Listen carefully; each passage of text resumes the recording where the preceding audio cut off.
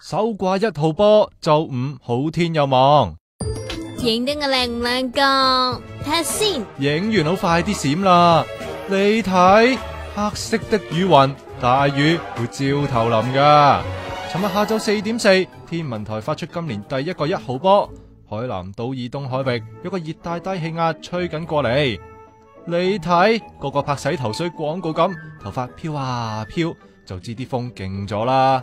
搖搖搖，搖到外婆橋，好暈啊！咁啊，聽日咧呢個熱帶低氣壓咧就會係逐漸移近香港，咁香港預計個風力咧就會係逐漸增強噶。佢預測熱帶低氣壓會向偏東方向移動，聽日下晝最近香港，今朝會考慮改掛3號波噶。今年受到拉尼娜現象影響，風季都嚟得早啲，未來幾日會多雲同有狂風大驟雨，氣溫25至30度。到今個禮拜5應該會好天噶啦，周末去玩仲有希望噶。但係天有不測之風雲，記住要 update 天文台個 app 啦。落雨嘅時間咧，唔係個個區都一樣咁嘅情況嘅。咁有好多時間咧都係，譬如新界就落得好多雨，但係市區一滴雨都冇。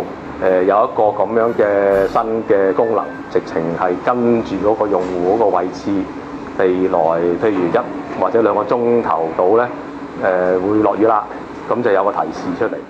最快1-2個月之後有得用。台長話1-2年前已經知道有呢個需求噶啦，但係驚市民接受唔到誤差太大。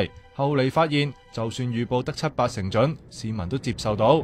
而天文台亦都已經喺部分學校、童軍中心同老人中心 set 咗監測儀，數據會放上網，幫手提供分區天氣信息噶。